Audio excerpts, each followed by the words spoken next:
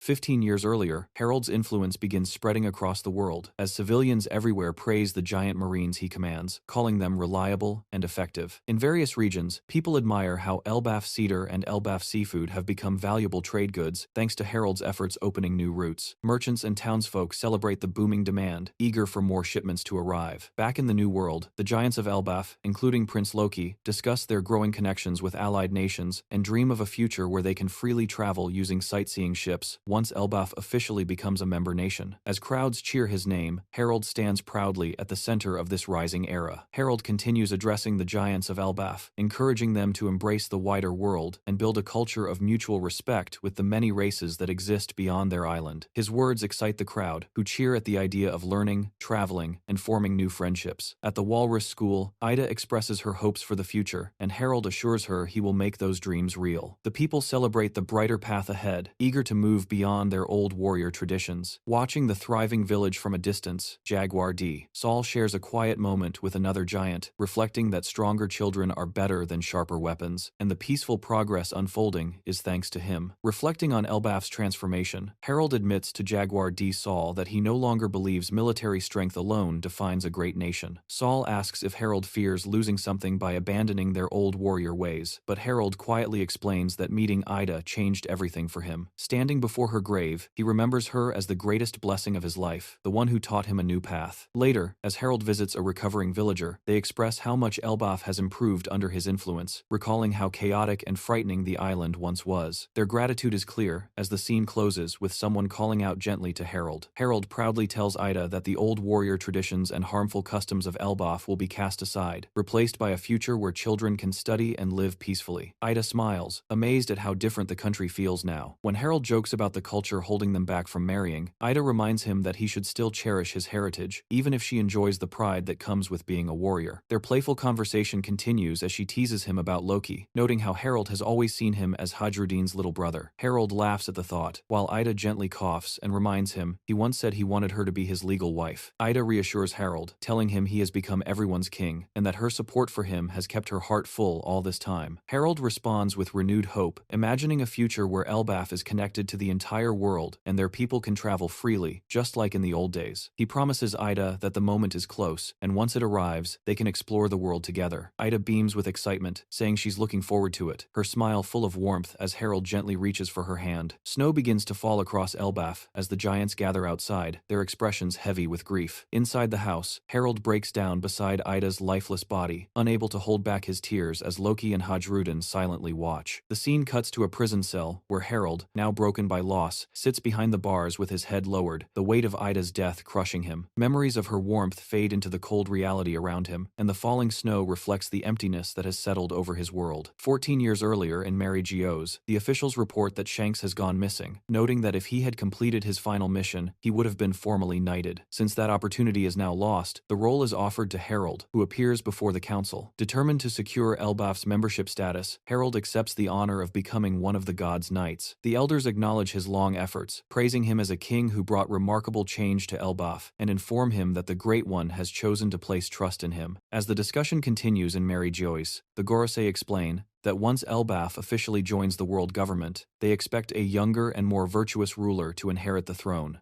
Harold calmly responds that he intends to relinquish his position when that time comes. But the atmosphere shifts when one elder states that such decisions belong to IMU alone. Harold follows them into the grand chamber, only to freeze in shock upon seeing a figure seated on the supposedly sacred empty throne. From the shadows, IMU reveals glowing eyes and calls Harold forward, telling him that they have been watching him closely. Harold, stunned, can only question why someone is sitting on a throne that should not belong to anyone. A sudden shockwave erupts from the Holy Land, shaking the entire city as Harold collapses under an overwhelming surge of new power. Dark symbols swirl around him while his body convulses, unable to contain the force flooding through his veins. Gasping for breath, Harold realizes the energy inside him is both immense and terrifying, its chilling presence unlike anything he has felt before. From a distance, IMU and the Gorosei watch silently, observing how Harold reacts to the power they have awakened within him. The Gorosei observe with awe as Harold's body stabilizes, declaring that he has been reforged into a mighty weapon, now stronger than any wild monster. They explain that the chilling surge he feels is the power of immortality, a gift granted by IMU. Shocked, Harold struggles to accept the idea of becoming immortal, but the Gorosei instruct him to carve an abyss pentagram in Elbaf, a symbol of their new bond. They proclaim him an immortal knight sworn to Imu, and promise that once he completes his final mission, Elbaf will be officially recognized as a member of the world government. As Harold departs, the giants cheer King Harold, while the council assures him that his deepest wish will finally be granted. Inside IMU'S castle, Harold respectfully asks Imu to repeat the command he thought he heard, one that shocks him to the core.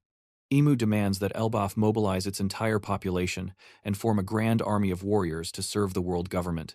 Harold is stunned, unable to respond as Imu continues, stating that the giant warrior fleet will stand alongside the Marines. Overwhelmed, Harold protests, explaining that everything he has worked for was meant to free Elbaf from violence, not drag it back into war.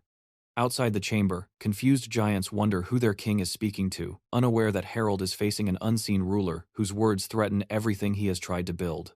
IMU'S voice overwhelms Harold, reminding him that he vowed to atone for Elbaf's history even at the cost of becoming a slave.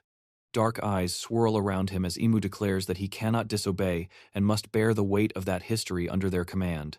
Harold tries to protest, insisting he intended to carry Elbaf's burden alone, but Imu silences him and forces their will upon him. Harold's body begins to lose control, the power inside him spiraling beyond restraint as he realizes the Covenant grants immortality only in exchange for total obedience. Struggling to stay conscious, he panics over the curse binding him, knowing Elbaf was never meant to fall under such control. Overwhelmed by the curse taking hold, Harold realizes the world government's true plan was to enslave the warriors of Elbaf.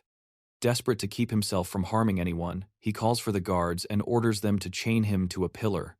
The soldiers rush in, confused by his sudden panic, and Harold demands they summon Elder Jarul and his sons immediately. As his body trembles and the mark spreads across him, he warns he won't be able to resist the curse for long. The guards hesitate, explaining that Hadrudin is still out at sea and Loki remains imprisoned after the earlier incident.